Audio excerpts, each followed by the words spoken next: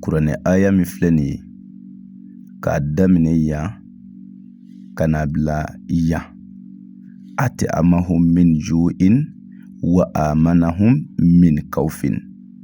N'i bɛ fɛ i ka voyage ka diya i la, i ka tunga ka diya i la, i ni nafolo yɛrɛ yɛrɛ ka sigi so, i ni bonya ani kɔrɔta ka sigi, kuranɛ aya in de b'a kɛ.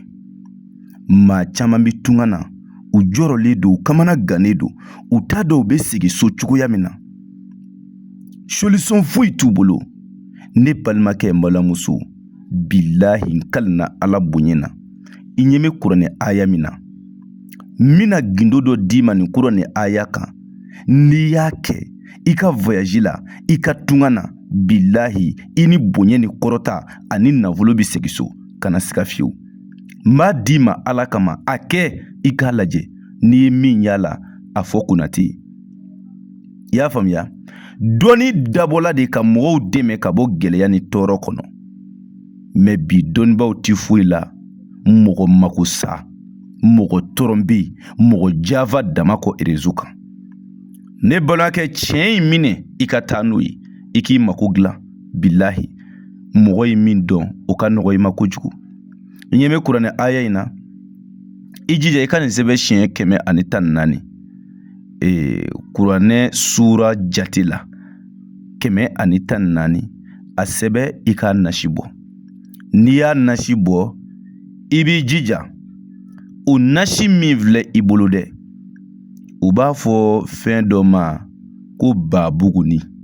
N t'a dɔn n'i y'a sɔrɔ i b'a dɔn. Babuguni, i b'ale so bɔgɔ ɲini. Yɔrɔ o ye fɛn min bɛ to ka yɔrɔnin dɔ labɛn bɔgɔma yɔrɔw la. N'i y'o bɔgɔ sɔrɔ, i b'o bɔgɔ dɔɔni cɛ ni k'o kɛ nasi in na. Nin ye kabako de ditɔ ye i ma, bilahi n kalina Ala bonya na, cɛ o cɛ y'a kɛ, yala i bɛna kabako ye nin na. N'i y'o k'a nasi la, o nasi in e ka to k'o mun i ɲɛ na i ka voyage kɔnɔ. Don o don e ka to k'o nasi mun i ɲɛda la.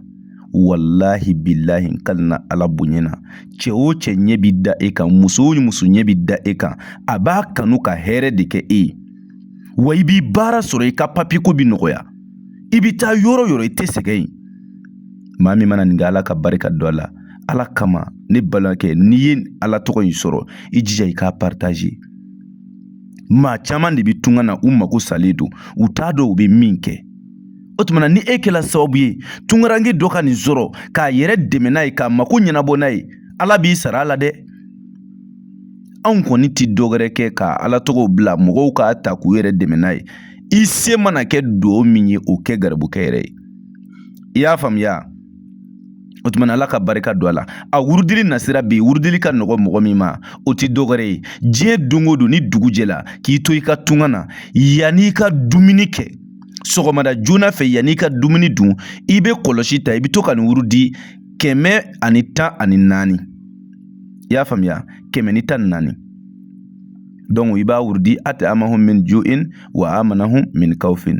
Donc i bɛ to ka wurudi siɲɛ 100 ani siɲɛ 14. Ni min bɔla o la, ni Ala sɔnna i bɛn'o fɔ garibukɛ ye. Ala k'a faamu ko ɲuman d'an bɛɛ ma. O kɔfɛ, maa minnu bɛ fɛ ka nafolo yɛrɛ yɛrɛ sɔrɔ, ka nafolo yɛrɛ yɛrɛ sɔrɔ, i bɛ diɲɛ yɔrɔ o yɔrɔ, i bɛ jamana o jamana, e mako bɛ nafolo yɛrɛ yɛrɛ de la, n'o tɛ foyi man ɲi. N balimakɛ, na Iza wakati nafolo baara kɛ. Ale baara bɛ kɛ ni sɛ jɛma den 3 de ye. Iza wakati sura ye Ala ka kuranɛ kɔnɔ. Sura min n'a fɔla dɔrɔn, moridenw hakili bɛ jigin min na, o ye nafolo de ye. Dɔw ko a ma ko nafolo sura yɛrɛ de ye suratul waqi'a ye, bilahi. Telima sura in ka teli nafolo ko fɛ, o ye teliya dan ye. A saraka ye sɛ jɛma den 3 ye. Mais ale baara in, an b'a kɛ mɔgɔw ye 30,000. Nka i b'i ka wari tilancɛ 15,000 sara fɔlɔ, ani i ka sɛden 3 sɔngɔ. An bi baara kɛ, baara jaabi sɔrɔlen kɔ, i b'i ka wari tɔ sara.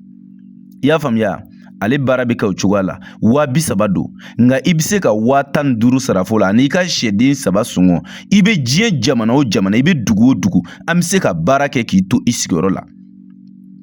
I dan ye ka weleli kɛ an ka téléphone numéro la, +223 72 24 02 98. N bɛ segin numéro in kan plus 223 72 24 02 98. N'i ye weleli kɛ o numéro in na, ni Ala sɔnna i ni karamɔgɔ Konate bɛna ɲɔgɔn sɔrɔ. Ala k'a faamu ko ɲuman d'an bɛɛ ma. N bɛ dugawu k'aw ye ka dugawu ɲini aw fɛ. Maa o maa mako bɛ za wagati nafolo baara la, n ye numéro min bila nin ye, i bɛ weleli kɛ o la. Ni Ala sɔnna i ni Konate bɛ ɲɔgɔn sɔrɔ, ni ɲininkali gɛrɛ bɛ yen, i bɛ se k'o fɛnɛ tengo an na.